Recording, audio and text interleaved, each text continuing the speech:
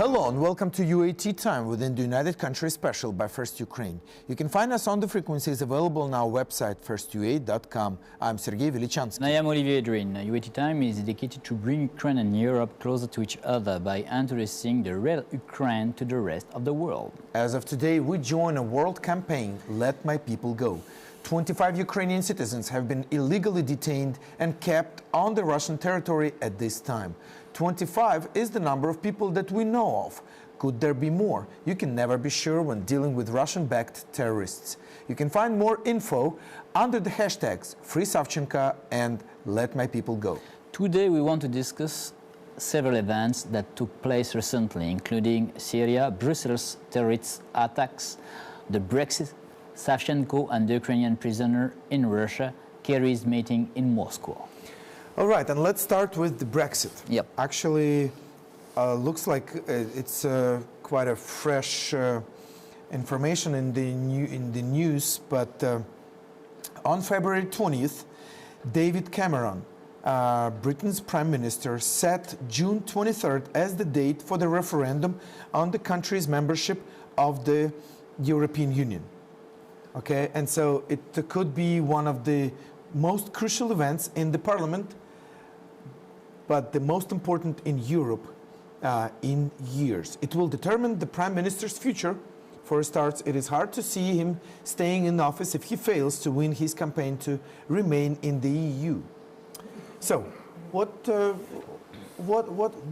why is that? Why do they need this referendum, and what will it do to them?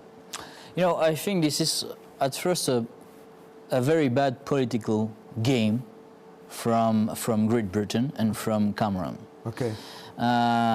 First. Secondly, yes, this is very important for European Union, but not so much important that some newspaper is showing us now. You know, you have different opinions in this on this Brexit. Some Englishmen really want to leave the EU, but other Englishmen, and large part are businessmen, they say that that will be very bad economically and for business for UK to leave the European Union. And you have also another part of the, I can say, the European opinion, the Federalist Party or the European activists who want to have a political union and who want to go in some EU federation. And really, they say, okay, if UK want to leave the EU, that will be their choice. Then you have different opinion. But in my way of thinking, you know, for me this is really a political bad game from England and from Cameron. Well, you're meaning from England or the Great Britain? Like, oh, excuse me, England, okay. Great Britain, UK, okay. Okay, UK, because, you know, now, are they trying to bargain with something? Well, you know, you know, UK is a very difficult partner in the EU, first of all. They always try to have some special status, and they negotiated for a special status. Yes. And that was the big, can say the big political negotiations for Cameron. Mm-hmm. And he did that with my president also, François Hollande. Yeah. And I can say that a large part of the EU and of the EU representatives are, I can say diplomatically, fed up about this UK behavior. Yeah. And we say, okay, that's enough. Do your referendum and we will see.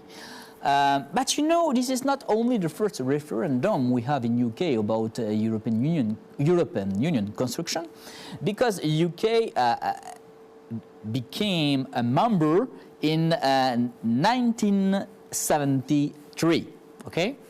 And in 1975, they did a referendum to stay in the European construction. Okay. That was the first referendum. Okay. And the result was positive, of course, because... and I think one of the first motivation is a political motivation, but me, I believe in the world economy. And I think the economy and the businessmen will do their best to stay in the EU. To stay in the EU, because it will be very, very bad for UK if they will leave the EU. But do we know of any facts of the influence, external influence on the UK policies? Like I don't know. We know that there is some northern partner, supposedly partner, that is interested in the EU to fail. Mm-hmm. Okay, and so you are talking about Russia. Russia, yeah, yes, of course. I'm thinking. I can say that you have some leaders, world leaders, who are in favor of the end of EU, but you have only the first one is Putin. Is Putin, yes, yeah. Because he used the crisis, the Greece crisis, to disturb EU, and now is using with his propaganda the UK referendum also to destabilize the EU. Yeah. And we have to be unified now, because in this world we know that UK or France or Germany alone, they cannot do something efficient. Sure. Look at in the Minsk agreement, the EU is working a lot, and France and Germany they are together. Why? Because they are the leaders of the EU, yeah. And they represent a big diplomatic and economic force to improve the Minsk agreement in the right way. Yeah. Okay. Now, one of the destabilizing factors happened just recently, the terroristic attack in Brussels. Mm-hmm. At first, some time ago we had one in Paris, yeah. And now the Brussels. So, anything about that? Anything new? No, I say we are in war against terrorism, okay, and this is a huge terrorist attacks in Brussels. We will have other terrorist attacks. So you suggest that we need to be prepared? Yeah, we need to be prepared mentally, yes, to have other terrorist attacks. We know that our special services stop some process of new terrorist attacks, and I talked about European special services, not only France but Germany in Berlin, for example, mm-hmm. or UK or other countries. They already stopped some terrorist attack processes. We will have other ones. I am very, very, shocked when I saw that we didn't bomb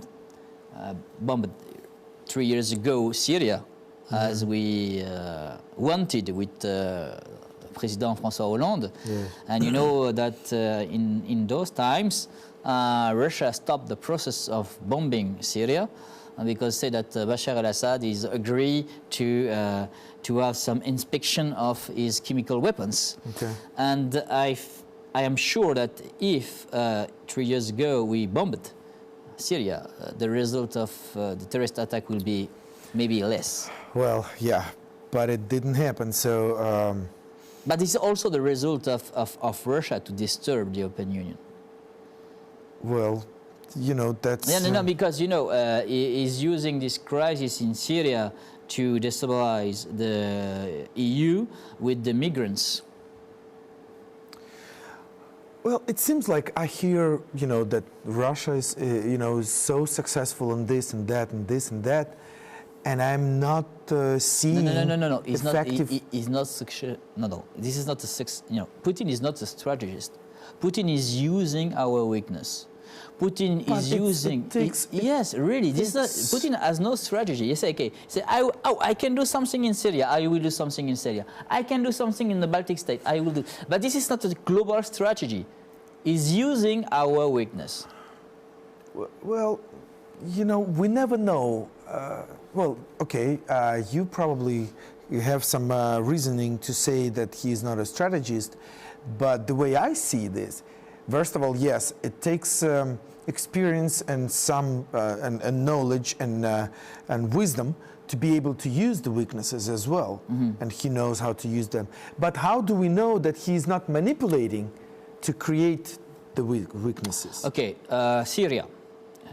Okay, Syria. Now Syria, you know, Russia, part of the Russian military intervention is leaving Syria. Okay.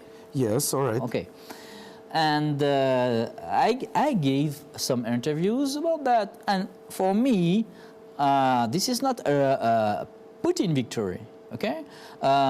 We have an international coalition. Putin is not alone in Syria. France is in Syria. USA is in Syria. Well, he is not alone, first. Secondly, this is not with only 5,000 soldiers and some aircraft that you can win a war in Syria. This is impossible. Yeah. And why now he is leaving Syria? A part of his military intervention is leaving Syria because you know the economy in Russia. He cannot support, Russia cannot support a big military intervention in Syria. That's why Russia is not the Soviet Union and the Russian army is not the Soviet army. And they have no the power, the economical power to support a large intervention in Syria. Yeah. Well, as far as Ukraine goes, we can't be that happy about Russian leaving Syria, because now we know that he's going to concentrate. Yes. On I think we have to be afraid about that, because now he cannot stop this intervention in Donbass. It's impossible because of internal policy. You know, the propaganda is so huge, and the Russian people will not understand tomorrow if Syria will leave Donbass. The Russian people say, why? Why? Yeah. And that will be for Putin a big political problem. Well, you know, since we're talking about this now, I guess I've got BBC reported on the meeting of Mr. Kerry and Mr. Putin.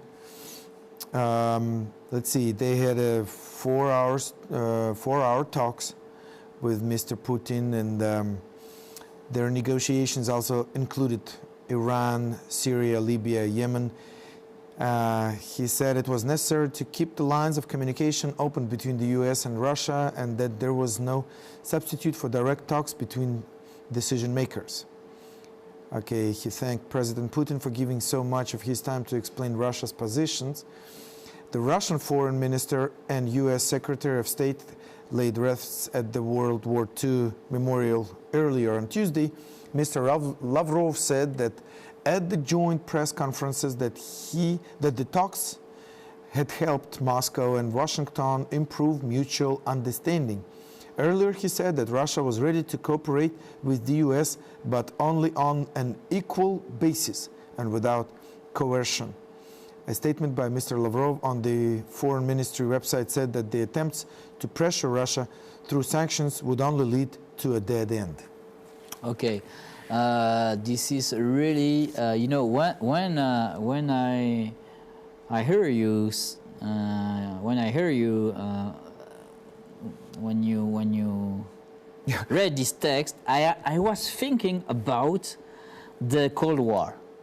Well, this is the same. Yes. This is the same. The right gestures, right phrases. Yeah. And here's the thing. Russia denies arming the rebels or sending troops there.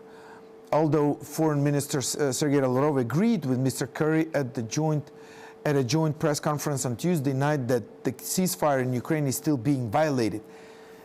More. This is the same. This is the same style that we had during the Cold War and the Soviet Union. But I repeat, Russia is not the Soviet Union. And when Russia say we want to talk on equal basis, yes, with USA, come on. You represent 2.5 or 2.7% of the total world GDP, and you want to discuss with USA or Europe? On an equal, okay. Yeah. Well, they think because of the size, they have that right. But we know, okay, look at your transport, your road, your university, your hospital in Russia, and look at in Europe and USA. Why? All the children of the nomenclature of Russia, they are in Europe and in USA. Why? Because they know where it is better. Of course, okay. Of course. And what Russia is now, Russia is, you know, a country under dictatorship, and is more and more underdeveloped country with nuclear weapons only. Yeah, yeah. Well, now, what can we expect from that meeting between I Mr. think Kerry a lot of rhetoric, but Putin? not a lot of results. Okay, so it's just oh, you like know, this is only one can say blah blah blah, and I think first of all, this meeting is very good for Putin himself, for internal policy. Okay. Why? Because now he can show to his people, okay, we're friends with. Yes, we are like during the Soviet Union, a super powerful country. Russia is at the equal but do you USA. Do you think nobody's going to ask a question why you know, a state secretary speaks with the president of Russia on the equal basis? Nobody is talking about that. Okay. That's amazing. But they don't take care because they are putting so much rhetoric. Yeah. Then you cannot see these details. Supposedly he should have been meeting with Lavrov. Yeah. You know, that's the But level. come on, for USA, Russia is not the first problem. Okay. Okay. That's why they only sent Kerry and not Obama. Yeah, of course. I don't think Obama that's has amazing. any plans. That's true. That's the result. And for me, you know, Putin needs for his own internal policy to show to his people that Soviet Union can say strong policy is coming back with him. And that's why he need to see John Kerry or sometime Obama. But you know that Obama is not very in favor to see Putin. Mr. Kerry said it was critically important that the ceasefire deal agreed in Minsk in February be fully implemented in eastern Ukraine. He said US and EU sanctions against Russia could only be scaled down if and when that happens. Come on, you know, I like to talk about military aspect, economical aspect. Come on, USA, and you know that USA plus EU, we are building now a transatlantic union, you know, market, okay? Mm-hmm. We will represent around 40, 45, 48, maybe 50% of the total world GDP. Yeah. Yes, then Russia is not our first problem. Yeah. All right. Facebook. We are on Facebook, so feel free to find us and stay with us, stay in touch with us. Yes, facebook.com UAT time. Find us and tell us what you think. If that's the case, then just write to us. We would love to hear your opinion and your ideas. And then facebook.com/firstUA channel. So make sure you are staying with us and make sure you are letting us know what to do and what topics to cover. Now,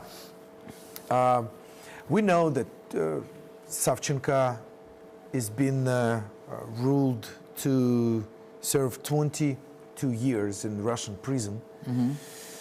And we know about, in total, 25 Ukrainian citizens that have been illegally detained and are being kept on the Russian territory or in Crimea. And that is all illegal. And now I just heard the news that the health of Nadia Savchenko is not good because of her starvation that she has had for several times. Now her organism isn't accepting food.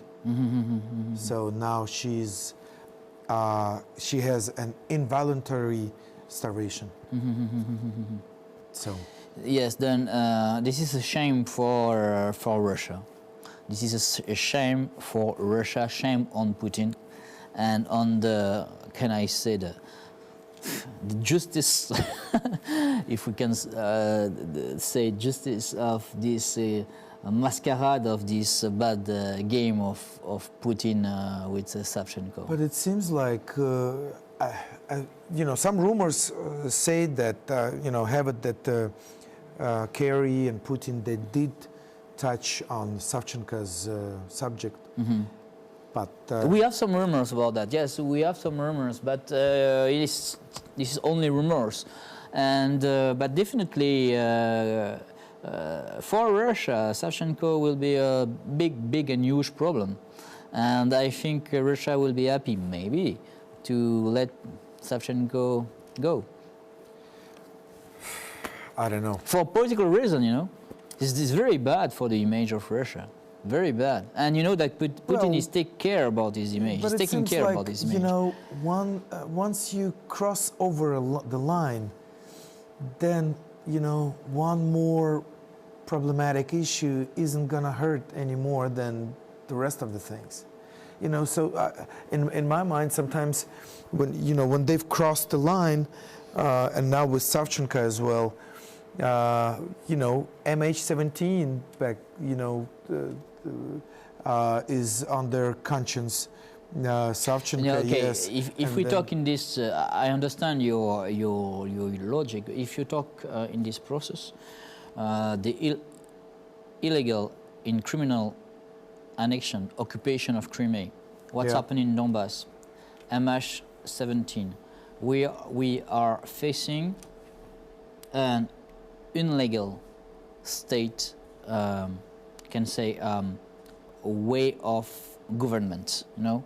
That means everything who is doing now, Putin, is under international law a crime, and this state, Russia, the Russian government, has an illegal policy of criminal system, and we can say that we have to face a mafia system. But the thing is, what can be done? Like the sanctions, is it enough? Or the sanction what is happening in the sanction world? now is not enough. We have to increase the sanction. We have to increase the sanction. We have to force, and that's the only way. No, in front of us we have a person who only believes in force. Well, but that's what I'm saying. That now I know that there will be new sea breeze exercises with Turkey in the Black Sea NATO region. Yes, with NATO. Well, things like this, now and then we know that the American special forces. We have to show our forces. We have to show. We have to show our forces. We have to increase the sanction. We have to break all the tools of the Russian policy everywhere. We have to do a policy of contentment, like we did during the Cold War. We need a new Ronald Reagan in USA, or we need, I can say in those times it was General de Gaulle in France. But really, we need to be very strong and to stop to be naive with Putin. Putin is not a strategist. He is not playing chess. He's only playing poker. Yeah. And we are Yeah. very naive. Well, he knows how to wait, and he knows how to see the blind spots and weak spots. Yeah. And he knows how to use that. And That's for Ukraine, unfortunate. this is very difficult times because this year in Ukraine will be very important. You will have a change of government. You saw that this weekend and a few days ago. And for Ukraine, this year is really the key year for the new Ukraine. Well, we'll just ask you to support Ukraine as much as you can, because, where Ukraine is trying, is working, is defending not only the territory of Ukraine, but Also a free Europe. the free Europe. Yes. That's So- why some Frenchmen, as me, or some foreigner, we are here because we know that we are fighting. When you are fighting for Ukraine, you are fighting for the European continent, and you are fighting for freedom. Yeah. All right. Well, that's enough for today. I think the main conclusion is be careful on what information you believe, what information you choose to believe, because there is a lot of lies in the world, professional lies. All right. It was United Country, UAE Tea Time by First Ukraine. Olivier, Vedrine and Sergey Velichanskiy were working for you in the studio. Stay with us and we'll show to you the real Ukraine. Thank you for being with us. Have a good day and see you soon.